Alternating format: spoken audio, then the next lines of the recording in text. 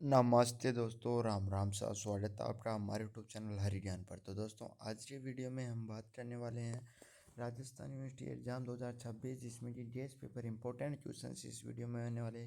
पूरी सीरीज की पीडीएफ आपको मिलने वाली है 700 प्लस एमसीक्यू, यानी कि सीरीज में चारों यूनिट से जितने भी सवाल है अभ्यस्त वाले, यानी कि ABCD ऑप्शन वाले जो सवाल आते हैं यूजी थर्ड और फोर्थ सेमेस्टर में परीक्षा होती है। पर टला आपका फोर्थ सेमेस्टर का एग्ज़ाम है, तो फोर्थ सेमेस्टर के लिए भी आप पढ़ सकते हो। चाहे रेगुलर हो या नॉन कॉलेज हो, आपके 50 क्वेश्चन आते हैं MCQ बेस। उसमें से आपको लगभग 45 क्वेश्चन हम बताएंगे सीरीज, उससे ही मिलेंगे। पूरे 50 ही मिल जाएंगे। अब आराम से 40 क्वेश्चन इसमें स्टोर कर सकते हो। इसमें सब्जेक्ट होने वाली है आपकी VSC, वैल्यू एडेड कोर्स में इलेक्ट्रल लिटरेसी। बस आपको एक काम करना है, जिनके पास भी लेटरल लिटरेसी है उनकी सभी कॉलेज के स्टूडेंट्स के पास ये सब्जेक्ट है। तो जो भी आपका कॉलेज का ग्रुप है उसमें वीडियो को शेयर करना है, और वीडियो शेयर करने के साथ साथ अपने दोस्तों के पास भी वीडियो को शेयर करना है, और ज़्यादा से ज़्यादा चैनल को सब्सक्राइब, वीडियो को लाइक, और कोई भी सवाल हो तो कमेंट कर सकते हो। सबसे पहले बता दूं आपको सीरीज की पीडीएफ कहाँ मिलेगी। मतलब कि इस वीडियो में मैं एक यूनिट या आधे यूनिट के ही ट्यूशन बताने वाला हूँ। 15 से 20 मिनट का ही वीडियो होने वाला है। पर पूरी सीरीज की आपको पीडीएफ चाहिए तो उसके लिए आपको हमारे टेलीग्राम ग्रुप पर जाना होगा, जिसकी लिंक आपको डिस्क्रिप्शन में। सीरीज में इंग्लिश मीडियम और हिंदी मीडियम दोनों के लिए सवाल है, चाहे आप इंग्लिश से हो या हिंदी से हो, दोनों के लिए मिल जाएंगे। बस उसके लिए टेलीग्राम ज्वाइन करना होगा। कोई भी सवाल पूछना हो इंस्टाग्राम या टेलीग्राम पर या कमेंट करके पूछ सकते हो। किसी भी सब्जेक्ट का आज आपका एग्जाम में जीएस पेपर लेना है, तो अपने सब्जेक्ट के शॉर्ट क्वेश्चन, मतलब कि शुरुआत में जो इसे टाइप क्वेश्चन आते हैं उनकी फ़ोटो भेजना है। तो पीडीएफ पे लेकर मैं आपको चलता हूँ। तो दोस्तों, आप यहाँ पर देख सकते हो, शुरुआत में सिलेबस देख सकते हो, इलेक्ट्रल लिटरेसी यहाँ पर सब्जेक्ट कोड आप मिला सकते हो, बिल्कुल सही है। यहाँ पर 54 गलत आ गया, यहाँ पर 64, यहाँ पर आपका 64 आने वाला था। ये सीरीज वालों की प्रिंट मिस्टेक हो रही। फिर अगला चलते हैं, यूनिट फर्स्ट देख सकते हो आप 4 से 37 पेज तक है। फिर यूनिट सेकंड आपकी आ गई 38 से 61 पेज तक, constitution of India, history of elections in India. फिर यूनिट थर्ड आ गई आपकी इलेक्शन सिस्टम इन इंडिया। फिर अगला चलते हैं अपन वोटर एजुकेशन। इसमें फर्स्ट यूनिट ज़्यादा बड़ी है, सेकंड और थर्ड छोटी है, फिर फोर्थ आपकी बड़ी है। इसमें मैंने हिंदी और इंग्लिश दोनों पेजों की फ़ोटो लेकर पीडीएफ बनाई है। इसमें बहुत ज़्यादा मेहनत लगी है, इसलिए प्लीज़ कृपया करके चैनल को सब्सक्राइब ज़रूर कर देना। चाहिए वीडियो को लाइक मत करना, पर शेयर भी आप ज़रूर कर देना। पूरे कॉलेज के जो ग्रुप्स है उसमें शेयर कर देना, क्योंकि सभी एग्जाम्स के डीएस पेपर इंपॉर्टेंट क्वेश्चंस हमारे चैनल पर आपको मिलते हैं। तो दोस्तों, मैं इस वीडियो में सिर्फ हिंदी वाले क्वेश्चंस ही बोलकर बताऊंगा, और 20 मिनट से ज़्यादा वीडियो भी नहीं बनाऊंगा। पीडीएफ आपको हमारे टेलीग्राम ग्रुप पर मिल जाएगी। टेलीग्राम ग्रुप पर आपको पीडीएफ मिल जाएगी। अगर आपको चाहिए तो इंस्टाग्राम पर कहीं पर भी आप मुझे मैसेज कर सकते हो, मैं पर्सनल भी आपको भेजने की कोशिश करूँगा। पर ज़्यादा चांस है टेलीग्राम ग्रुप की लिंक डिस्क्रिप्शन में ज्वाइन कीजिए, वहाँ पर ही आपको मिलेगी। साथ में आंसर भी लिखे हुए हैं। यहाँ पर देख सकते हो, भारतीय संविधान के जनक के रूप में किसे जाना जाता है। उत्तरा जाएगा बी, डॉक्टर भीमराव अम्बेडकर। भारत का संविधान कब लागू हुआ? बी, 26 जनवरी 1950। तीसरा सवाल आ गया, भारतीय संविधान की प्रस्तावना भारत को घोषित करती है। एक गणतंत्र, एक समाजवादी राज्य, एक धर्मनिरपेक्ष राज्य, उपरोक्त सभी। चौथा सवाल आ गया, राज्य के नीति निर्देशक सिद्धांत किस संविधान से लिए गए? उत्तर से आयरलैंड। फिर अगला सवाल आएगा पाँचवा, मूल भारतीय संविधान में कितने अनुच्छेद थे? उत्तर आ जाएगा ए 375। फिर छठा सवाल आ गया, भारतीय संविधान का कौन सा भाग मौलिक अधिकारों से संबंधित है? उत्तर आ जाएगा भाग थर्ड ब उत्तर आ जाएगा। फिर सातवां सवाल आ गया आपका, भारत का संविधान सभा द्वारा अपनाया गया था। उत्तर आ जाएगा ब 26 नवंबर 1949। आठवां सवाल आ गया, भारत के संविधान में पहला संशोधन किस वर्ष पारित किया गया था? उत्तर आ जाएगा ब 1951। फिर अगला आपका सवाल आ गया, भारत के प्रथम राष्ट्रपति कौन थे? उत्तर आ जाएगा राजेंद्र प्रसाद थे। 10वां सवाल आ गया, भारत के संविधान में संशोधन करने की शक्ति निहित है। उत्तर आ जाएगा ब भारत की संसद में। अगर आपको वीडियो को फुल एचडी में देखना है, समझ में नहीं आ रहा है, तो वीडियो को फुल एचडी में करना होगा। इधर आप इंग्लिश में भी देख सकते हो, जैसे who was the president of India? उत्तर आ जाएगा B Rajendra Prasad. The power of amend the constitution of India rests with? उत्तर आ जाएगा B the parliament of India. निम्नलिखित में से कौन सा भारतीय संविधान के तत्व मौलिक कर्तव्य नहीं है? उत्तर आ जाएगा इसमें आपका यानी कि बच्चों को मुफ्त शिक्षा प्रदान करना। फिर अगला आ गया आपका 12वां, भारतीय संविधान का दर्शन मुख्यतः निम्नलिखित आदर्शों पर आधारित उत्तर आ जाएगा से भारतीय राष्ट्रीय आंदोलन। 13वां सवाल आ गया, भारतीय संविधान में धर्मनिरपेक्षता की अवधारणा का अर्थ है? उत्तर आ जाएगा सभी धर्मों के लिए समान सम्मान। 14वां सवाल आ गया, भारतीय संविधान की प्रस्तावना ने सामाजिक, आर्थिक और राजनीतिक न्याय वाक्यांश किससे प्रेरित था? उत्तर आ जाएगा फ्रांसीसी क्रांति। 15वां सवाल आ गया, भारतीय संविधान निम्नलिखित सिद्धांतों के आधार पर सरकार की एक प्रणाली स्थापित करना चाहता है? उत्तर आ जाएगा समाजवाद। 16वां सवाल आ गया आपका, भारतीय संविधान में मौलिक अधिकारों को शामिल करने का तात्पर्य? उत्तर आ जाएगा नागरिकों के अधिकारों की रक्षा करना।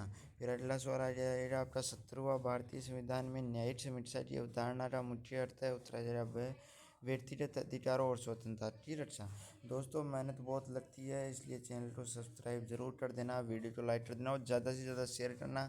आगे किस सब्जेक्ट का जीएस पेपर चाहिए चाहे कमेंट कर देना, उपलब्ध करवा देंगे। 18वां सवाल आ गया, भारतीय संविधान के दर्शन में किस सिद्धांत पर सीधे तौर पर जोर नहीं दिया गया? उत्तर आ जाएगा निरंकुशता पर जोर नहीं दिया गया। 19वां जाएगा, भारतीय संविधान में संप्रभु शब्द का अर्थ यानी कि उत्तर सरकार के पास अपने क्षेत्र के भीतर पूर्ण शक्ति यानी कि बाह्य शक्ति बिल्कुल भी काम नहीं करती है, मतलब कि किसी और देश का नियंत्रण हमारे देश पर नहीं है, अपना खुद का ही अपने ऊपर पूर्ण शक्ति है। 20वां सवाल आ गया, भारतीय संविधान में कानून का शासन किस देश से लिया गया? उत्तर आ जाएगा यूके। फिर अगला लेते हैं 21वां सवाल, इधर आपको इंग्लिश में सवाल देखने के लिए मिलेंगे, इधर आपको हिंदी में देखने के लिए मिलेंगे।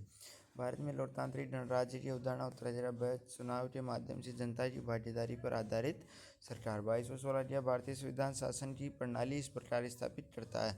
वह संसदीय लोकतंत्र। 23वां सवाल आ गया, भारतीय संविधान का दर्शन निम्नलिखित में से किस रूप में न्याय पर जोर देता है? उत्तर आ जाएगा उपरोक्त सभी सामाजिक, आर्थिक, राजनीतिक तीनों प्रकार के न्याय पर जोर देता है। उत्तर 24वां सवाल आएगा, भारतीय संविधान में कल्याणकारी राज्य का विचार किस संविधान से लिया गया था? उत्तर आ जाएगा जर्मनी। 25वां सवाल आएगा आपका, राज्य के नीति निर्देशक सिद्धांत संविधान के दर्शन को दर्शाते हैं क्योंकि वे लोगों के कल्याण के लिए कानून बनाने में सरकार का मार्गदर्शन करना। 26वां सवाल आ गया, भारतीय संविधान का दर्शन निम्नलिखित के महत्व को पहचानता? उत्तर आ जाएगा आर्थिक समानता, वह व्यक्तिगत स्वतंत्रता और गरिमा से धार्मिक सहिष्णुता। उत्तर आ जाएगा उपरोक्त सभी। फिर अगला सवाल आएगा आपका 27वां, भारतीय संविधान में समाजवाद की अवधारणा का उद्देश्य है? उत्तर आ जाएगा सभी के लिए आर्थिक न्याय सुनिश्चित करना। जैसे जैसे मैं हिंदी पढ़ रहा हूँ, इंग्लिश मीडियम वाले इंग्लिश मीडियम के पढ़ सकते हैं, साथ में आंसर भी दिए गए हैं। 28वां सवाल आ गया, भारतीय संविधान की प्रस्तावना निम्नलिखित की आकांक्षाओं को दर्शाती है? उपरोक्त सभी को दर्शाती है, समानता और लोकतंत्र है, स्वतंत्रता और भाईचारा भी है, सामाजिक और आर्थिक न्याय भी प्रस्तावना में दिया गया। 29वां सवाल आ गया, निम्नलिखित में से कौन सा भारतीय संविधान द्वारा समर्पित मौलिक मूल्य? उत्तर आ जाएगा अगर किसी ने पॉलिटी का फर्स्ट चैप्टर भी जो संविधान है वो पढ़ा हुआ है तो फर्स्ट यूनिट आराम से कर सकता है। 30वां सवाल आ गया, भारतीय संविधान में संशोधन करने की शक्ति किसके पास है? उत्तर आ जाएगी भारत की संसद के पास है। फिर अगला सवाल आ गया 31वां, भारतीय संविधान का कौन सा अनुच्छेद राष्ट्रपति को लोकसभा बंद करने का अधिकार देता है? उत्तर आ जाएगा अनुच्छेद 83। फिर अगला सवाल आ गया आपका 32वां, भारतीय संसद निम्नलिखित में से किस निकाय से बनी है? उत्तर आ जाएगा लोकसभा, राज्यसभा और राष्ट्रपति। 33वां सवाल आपका गया, भारतीय संविधान संघ और राज्य सरकारों के बीच शक्ति और जिम्मेदारियों को विभाजित करता है? उत्तर आ जाएगा संघ सूची, राज्य सूची और समवर्ती सूची। फिर अगला सवाल आ जाएगा आपका 34वां, राज्यसभा एक स्थायी निकाय है लेकिन इसके 1/3 सदस्य प्रत्येक वर्ष सेवानिवृत्त होते हैं, मतलब कि 3 साल में। फिर 35वां सवाल आ गया, भारत का राष्ट्रपति अपनी शक्तियों का प्रयोग किसकी सलाह पर कर सकता है? उत्तर आ जाएगा वह मंत्रिपरिषद की शक्तियों से कर सकता है। 36वां सवाल आ गया, लोकतंत्र में नियमित चुनाव से मदद मिलती है? उत्तर आ जाएगा वह नागरिकों को अपनी सरकार चुनने की अनुमति देकर लोकतांत्रिक मूल्यों को कायम रखना। अब आपको मुझे पता है HD में वीडियो नहीं दिख रहा होगा, इसलिए आपको क्या करना है, मैं HD में तो सेलेक्ट कर लेना है 720 HD में, और मैं इधर इंग्लिश वाले सवाल नहीं दिखा रहा हूँ, सिर्फ हिंदी वाले सवालों को ही जूम कर लेता हूँ। लोकतंत्र में नियमित चुनाव से मदद मिलती है? उत्तर आ जाएगा आपका वह नागरिकों को अपनी सरकार चुनने की अनुमति देकर लोकतांत्रिक मूल्यों को कायम रखना। फिर अगला सवाल आ गया 37वां, भारतीय संविधान का कौन सा अनुच्छेद भारत के सर्वोच्च न्यायालय की प्रावधान टरता उत्तरा जाएगा द अनुच्छेद 126। ये पूरी PDF आपको टेलीग्राम ग्रुप में मिलेगी, इसलिए टेलीग्राम ग्रुप ज्वाइन कर लो। इसमें तो फर्स्ट वीडियो में तो फर्स्ट यूनिट भी नहीं हो पाएगी, PDF आपको टेलीग्राम ग्रुप पर मिलेगी और आप आराम से 2 घंटे में पूरी PDF पढ़ सकते हो, आराम से पास कर सकते हो। अगला सवाल आ गया, भारतीय संसद को द्विसदनीय विधायिका कहा जाता है क्योंकि इसमें लोकसभा और राज्यसभा होती है। संविधान के तहत संसद निम्नलिखित विषयों पर कानून बना सकती है। उत्तरा संघ, राज्य और समवर्ती सूचियाँ। भारत के राष्ट्रपति पर महाभियोग की प्रक्रिया प्रदान की गई। उत्तरा जाएगा अनुच्छेद 61। मैं आपको पहले ही बता दूँ, इधर इंग्लिश भी दी गई है, हिंदी भी दी गई है। मैं इसलिए जूम किया हूँ क्योंकि आपको HD में ट्यूशन नहीं दिखेंगे, इसलिए। फिर अगला सवाल आ गया आपका, भारत में न्यायिक समीक्षा की शक्ति का प्रयोग किया जाता है, वह सर्वोच्च न्यायालय द्वारा किया जाता है। अगला सवाल, भारत में लोकसभा को कौन बंद कर सकता है। उत्तर आ जाएगा भारत के राष्ट्रपति कर सकते हैं। अगला सवाल आ गया, भारत का राष्ट्रपति बनने के लिए आवश्यक न्यूनतम आयु कितनी है। उत्तर आ जाएगा 35 वर्ष तो होनी ही चाहिए। भारतीय राष्ट्रपति की अध्यादेश जारी करने की शक्ति निम्नलिखित अनुच्छेद है। उत्तर आ जाएगा अनुच्छेद 123। अगर वीडियो आपको थोड़ा फास्ट लग रहा है तो मैं इसलिए बना रहा हूँ क्योंकि वीडियो को बड़ा नहीं करना चाहता, क्योंकि फिर अपलोड करने में, एडिट वगैरह करने में बहुत दिक्कत आती है। तो आप वीडियो को स्टॉप करके, मतलब कि यहाँ पर आगे फिर 5 सवाल एक साथ आपको दिख रहे हैं, वीडियो को स्टॉप कर लीजिए, पढ़ लीजिए। प्रधानमंत्री की अध्यक्षता में मंत्रिपरिषद सामूहिक रूप से इसके लिए जिम्मेदार। उत्तरा जाएगा लोकसभा। भारत के उपराष्ट्रपति का चुनाव किसके सदस्यों द्वारा किया जाएगा। उत्तरा जाएगा लोकसभा और राज्यसभा दोनों के द्वारा। 47वां सवाल आ गया, भारतीय संविधान किस अनुच्छेद के तहत संघ और राज्यों के बीच वित्तीय संसाधनों को वितरित करने के लिए एक वित्त आयोग का प्रावधान करता है। उत्तरा जाएगा अनुच्छेद 280। फिर अपन ऊपर ले लेते हैं, भारत के चुनाव आयोग की स्थापना किस वर्ष की गई थी। उत्तरा जाएगा 1950 में स्थापना की गई थी। भारत के मुख्य चुनाव आयोग की नियुक्ति कौन करता है। भारत का राष्ट्रपति करता है। भारत का चुनाव आयोग निम्नलिखित के लिए चुनाव कराने के लिए जिम्मेदार है। भारत के उपराष्ट्रपति का भी रहता है, संसद के लिए भी जिम्मेदार है, राज्य विधानमंडल के लिए, यानी कि ऊपर सभी इसमें द उत्तर आ जाएगा। भारतीय चुनाव में मतदान करने के लिए आवश्यक न्यूनतम आयु कितनी है। 18 वर्ष इसमें न्यूनतम आयु रखी गई है। फिर अगला आपका सवाल आ गया, भारत का पहला आम चुनाव कब हुआ था। 1951-52 में हुआ था। भारत में वोट देने का अधिकार भारतीय संविधान के किस अनुच्छेद के तहत दिया गया है। अनुच्छेद 326 के तहत आपको वोट देने का अधिकार दिया गया है। यहाँ पर आपको हिंदी और इंग्लिश दोनों मिल जाएगी। PDF आपको टेलीग्राम ग्रुप पर मिलेगी। फिर अगला सवाल है, PDF क्यों दे रहा हूँ, क्योंकि इस वीडियो में पूरे सवाल नहीं कराने वाला हूँ, क्योंकि अगर पूरे कराऊंगा तो 3 घंटे की मिनिमम आपकी क्लास हो जाएगी। लोकसभा चुनाव के लिए निर्वाचन प्रणाली। उत्तरा जाएगा फर्स्ट पास्ट द पोस्ट प्रणाली। भारत का राष्ट्रपति किस अनुच्छेद के तहत लोकसभा को बंद कर सकता है। उत्तरा जाएगा अनुच्छेद 85 के द्वारा बंद कर सकता है। भारतीय चुनाव में एकल हस्तांतरणीय वोट की अवधारणा का उपयोग किया जाता है। उत्तरा जाएगा राष्ट्रपति चुनाव के लिए किया जाता है। फिर अगला सवाल आ गया, लोक प्रतिनिधित्व अधिनियम जो भारत में चुनावों को नियंत्रित करता है, पारित किया गया था, कब किया गया था। 1951 में। निम्नलिखित में से कौन सी लोकसभा का सदस्य बनने के लिए योग्यता नहीं। उत्तरा जैसे किसी राजनीतिक दल का सदस्य होना चाहिए, मतलब कि कौन सी लोकसभा का सदस्य बनने के लिए योग्यता, मतलब कि चाहिए आपके अंदर नहीं हो तो भी आप लोकसभा सदस्य बन सकते हो, मतलब कि निर्दलीय भी बन सकते हो। भारत के चुनाव आयोग को बहुसदस्यीय निकाय बनाया गया। उत्तरा जाएगा 1989। लोकसभा में सदस्यों की अधिकतम संख्या कितनी है। आपकी 550 आ जाएगी। फिर अगला सवाल, राज्यसभा के सदस्य का कार्यकाल होता है 6 साल का, आपका राज्यसभा का कार्यकाल होता है। निम्नलिखित में से कौन राज्यसभा के लिए चुनाव प्रक्रिया का हिस्सा नहीं है। उत्तरा जाएगा लोगों द्वारा प्रत्यक्ष चुनाव, मतलब कि राज्यसभा में प्रत्यक्ष चुनाव नहीं होता है। फिर अगला सवाल आ गया, भारतीय राष्ट्रपति पद के लिए चुनाव लड़ने के लिए कौन पात्र। उत्तर जाएगा 35 वर्ष से ऊपर का भारत का कोई भी नागरिक। लोकसभा के लिए आम चुनाव के लिए आह्वान जारी करने की स्थिति नहीं था भारत के राष्ट्रपति में। अब इसको थोड़ा जूम आउट तब भी मैं कर लेता हूँ। फिर अगला सवाल आ गया आपका 65वां, लोक प्रतिनिधित्व अधिनियम 1951 निम्नलिखित में से किस आधार पर एक निर्वाचित सदस्य को अयोग्य ठहराने की अनुमति देता है। उत्तर आ जाएगा उपरोक्त सभी, यानी भ्रष्टाचार, गंभीर अपराध के लिए सजा, लाभ का पद धारण करना। फिर आ जाएगा आपका, निम्नलिखित में से कौन लोकतांत्रिक व्यवस्था की नींव है। उत्तर आ जाएगा कानून का शासन।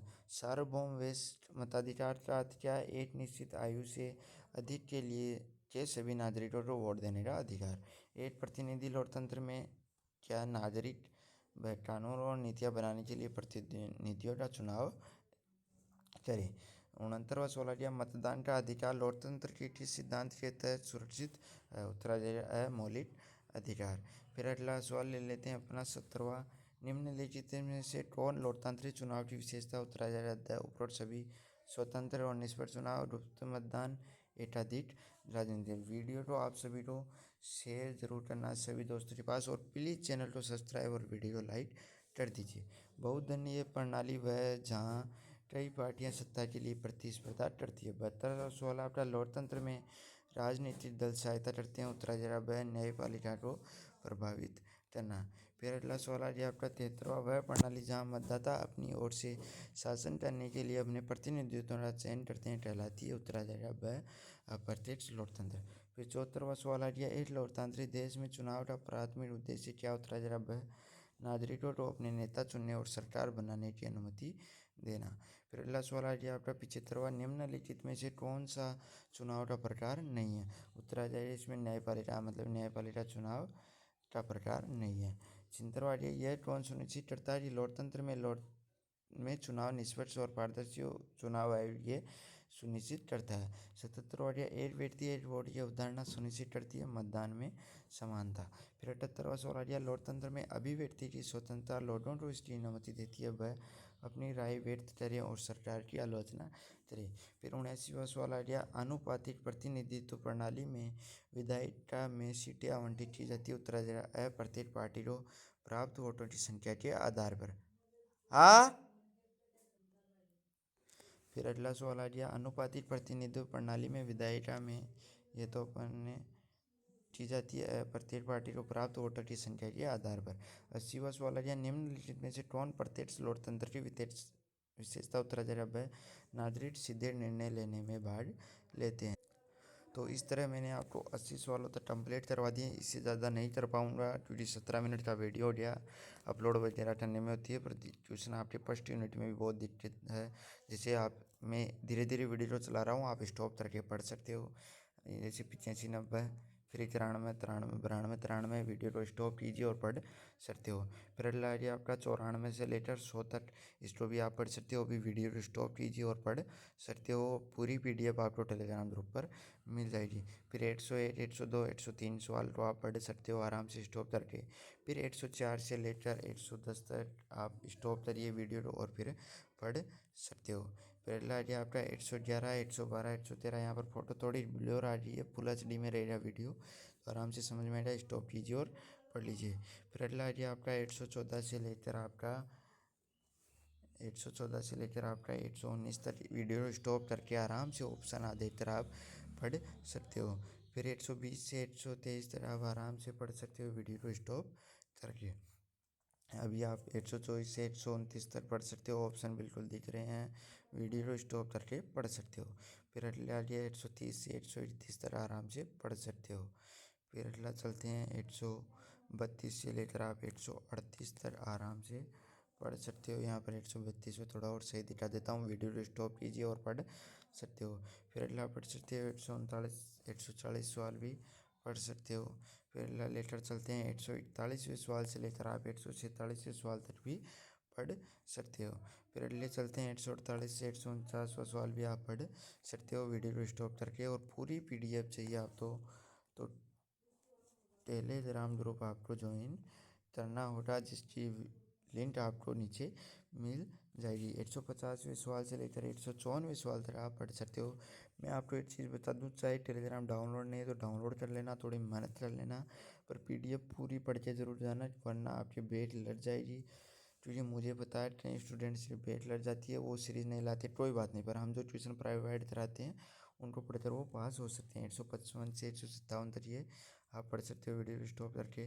फिर 158 से लेकर 161 सवाल तक आप पढ़ सकते हो।